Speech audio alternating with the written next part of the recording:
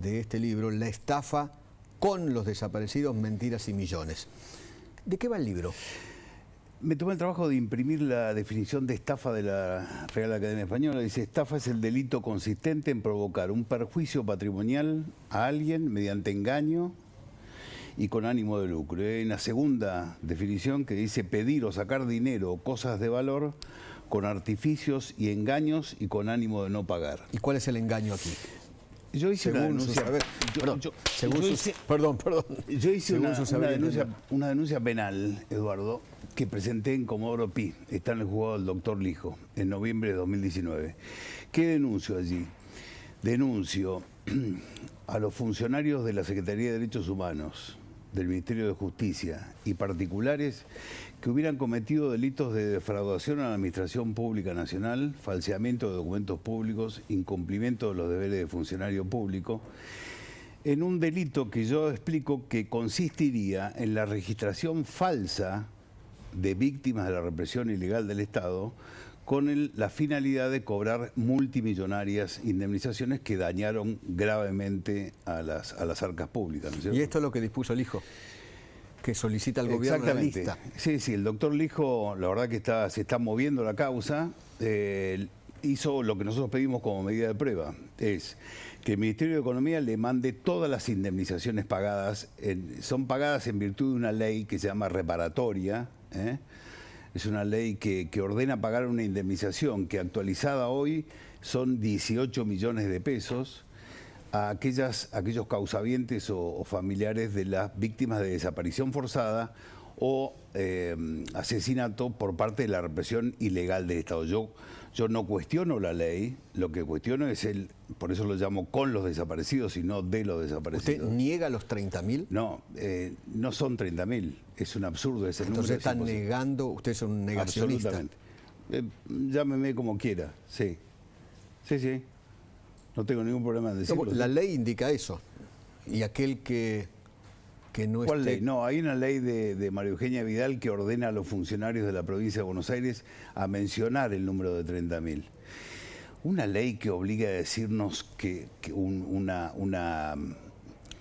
obliga a decirnos alguna definición respecto a la historia es una ley de un gobierno autoritario, es imposible.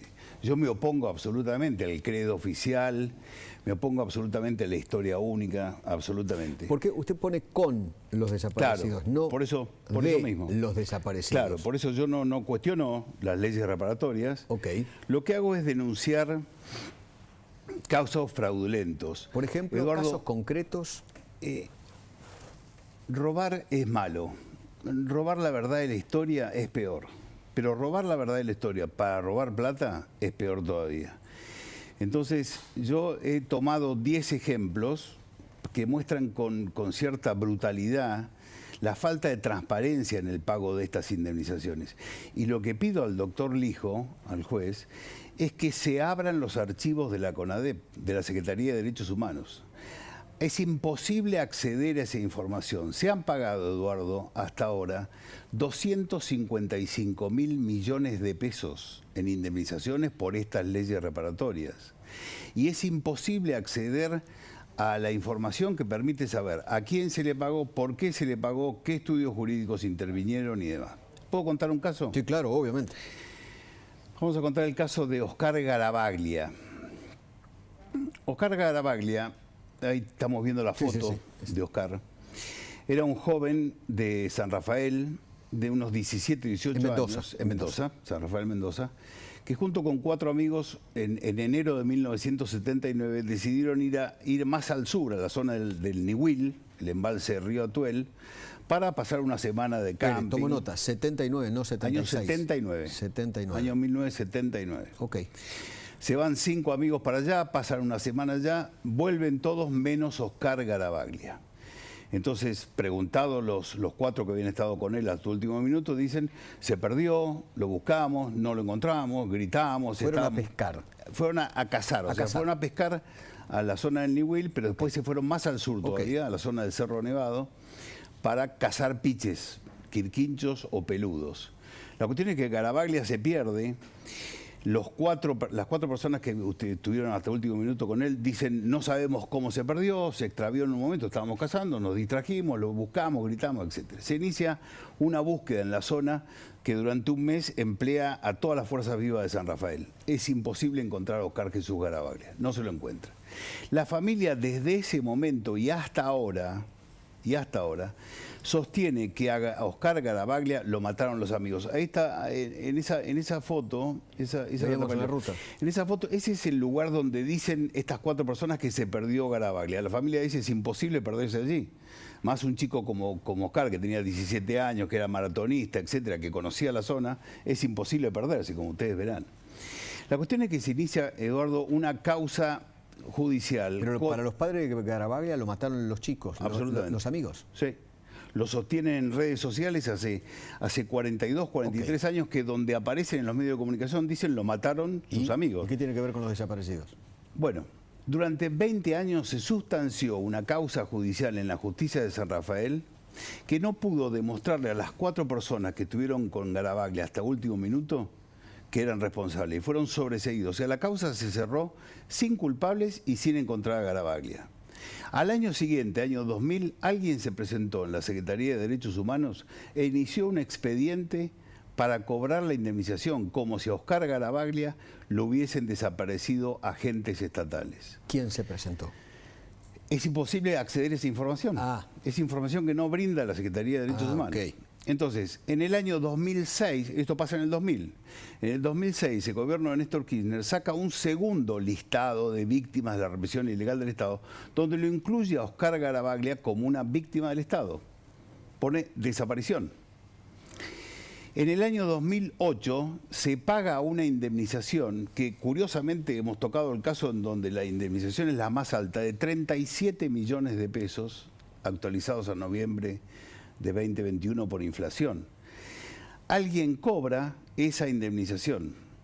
Y en el año 2015, Cristina Kirchner, un mes antes de dejar el poder, saca un tercer informe. El primero el de la CONADEP, el segundo de Néstor Kirchner, el tercero de Cristina, donde Garavaglia ya no figura más como víctima del Estado. O sea, 20 años de una causa judicial, no se pudo determinar quién era. Pero alguien cobró. La Secretaría de Derechos Humanos decidió que eran agentes estatales, se incorporó como víctima del Estado, se pagó una indemnización de $185.000. Exactamente. 37 millones a 200. Sí. Transferibles a dólar oficial, ¿no? Otra de las ventajas. Bueno, la familia hasta el día de hoy, ahora este tema, la salida del libro, ha causado un revuelo en San Rafael y en Mendoza. La familia sostiene que ellos no cobraron indemnización. Así que el juez Lijo tiene que pedirle a la Secretaría de Derechos Humanos que le acerque la carpeta de Garavaglia donde consten las pruebas que dicen que lo mataron agentes estatales y después saber quién cobró. ¿Otro caso? Otro caso. Perdón, ¿este apellido está en el memorial? No, este no está homenajeado. Este no está homenajeado. No, porque además el memorial depende del gobierno de la Ciudad de Buenos Aires. Ok. ¿Sí? Todo el resto de los listados y demás depende de la Secretaría de Derechos Humanos de la Nación. Okay. Vamos al caso Sabao. 2 hermanos, Carlos y Pedro Sabao, tenían un kiosco de bebidas a orilla del río Paraná. Un kiosco muy humilde en la zona de balnearios, ahí en Rosario. Una mañana de noviembre de 1975, gobierno constitucional de Isabel Perón, paran 2 vehículos, se bajan hombres con armas largas y sin mediar palabra le abren el fuego a los 2 hermanos. Carlos cae gravemente herido al piso, Pedro corre hasta el río, intenta escapar, lo persiguen, balean el cuerpo. Al día siguiente, le pasé el recorte a la producción, al día siguiente los diarios titulan: extremistas ultiman en Rosario a un militante de la CGT y la 62. Y cuenta el caso de estos 2 hermanos Sabao. Y al otro día, dicen, fue extraída de las aguas del río Paraná el cadáver de Pedro Alberto Sabao. Su hermano Carlos se repone, estuvo gravemente herido, ¿no es cierto? A las 2 semanas, la revista Evita Montonera, número 10, en su página 29, dice: un pelotón de combate de montoneros ejecutó al traidor y delator de compañeros Pedro Sabao, quien al intentar huir cayó al río Paraná. Estos son los hechos históricos. Se produjo el atentado y Montoneros dice, lo matamos nosotros por traidor. Podrían hacerse un montón de consideraciones porque era un gobierno constitucional, Montoneros estaba fuera de la ley, utilizaban justicia revolucionaria, etc. Sí. Ahí está la... Eso es Evita Montonera. Eso es Evita Montonera de diciembre del 75. Muy bien. Estos son los hechos históricos. ¿Cómo se construye el relato? En el año 1984, en la CONADEP, Sabao Pedro no figura. ¿Por qué? Porque no era víctima del Estado, lo habían matado los Montoneros, y porque su cuerpo no estaba desaparecido, fue entregado a la familia. Pero en el año 2006, el gobierno de Néstor Kirchner lo incorpora a Pedro Sabao, es la otra placa, lo incorpora a Pedro Sabao como víctima del Estado. Pero si no lo mató el Estado. Perdón, no, seguimos un poco más. Pero Sabao aparece ahí, los dos Sabao. Claro. Bueno, entonces vamos a los bifes. Pero, perdón, no lo mató el Estado, no lo mató el Estado. Los Montoneros. Lo mataron los Montoneros. Los terroristas. En el año 2006, el gobierno de Néstor Kirchner, ahí está, lo coloca como ejecución sumaria Sabao Domínguez, Anastasio Pedro Alberto, Río Paraná, Recreo Público, o sea que lo coloca como una víctima del Estado. ¿Sí?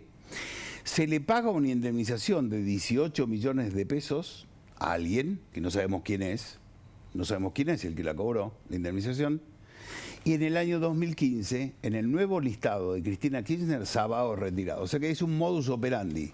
No es una víctima del Estado, se lo registra como víctima del Estado. ¿Alguien cobra? Se paga la indemnización y se lo saca del registro. Pero acá... Pero aparece en el memorial. Si volvemos a las placas... Como los desaparecidos. Claro, si volvemos a las placas... Cuando yo fui al Parque de la Memoria a verlo, me encontré con la placa de Sabao Pedro Alberto. Pero arriba está la placa de Sabao Carlos. Que vive. Entonces, cuando yo vi eso, Eduardo, volví a mi casa, puse Google, guía telefónica de Rosario. Hola, quiero hablar con Carlos Sabao. Me atiende una mujer. ¿Quieren hablar con tu papá? Hola, sí, mi nombre es Nahuel Sabao. Yo soy hijo de Carlos, pero mi papá murió en un geriátrico el año pasado. O sea que en el Parque de la Memoria, en este caso concreto, yo estoy contando algunos ejemplos, ¿es verdad?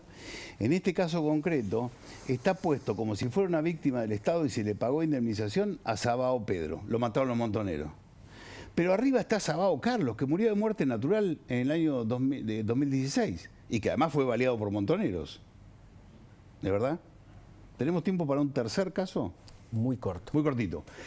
Atilio Santillán, 2 días antes del golpe militar, el ERP asesina, un comando asesina a Atilio Santillán, que era el dirigente azucarero. Entra en las oficinas acá en Buenos Aires y lo mata. La revista Estrella Roja saca una contratapa que dice parte de guerra, matamos al traidor. No, esa no es. No importa, la sigo contando.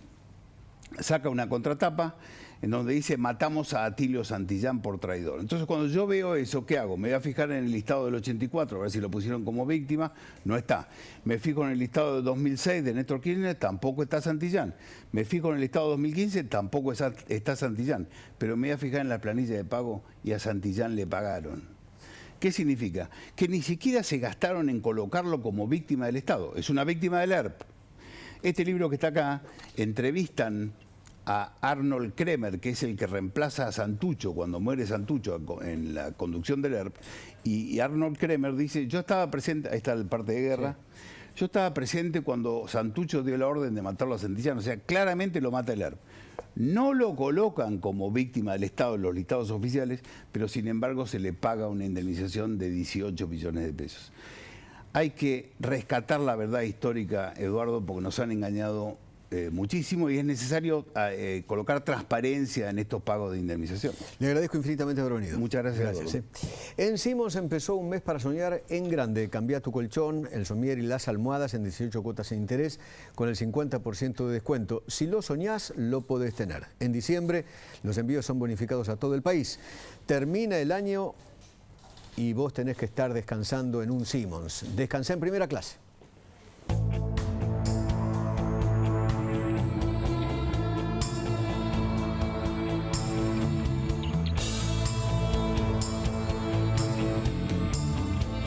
Simmons, descansá en primera clase. Que disfruto mucho de salir al aire en este programa y no solo en este programa, ¿no? Por eso me gusta la nueva campaña Airearse está bueno de BGH, porque invita a salir, a reencontrarse, a divertirse y a encontrar aire fresco. Y a que cuando vuelvas a tu casa lo tengas con un BGH Silent Air. ¿Todavía no lo viste? Mira.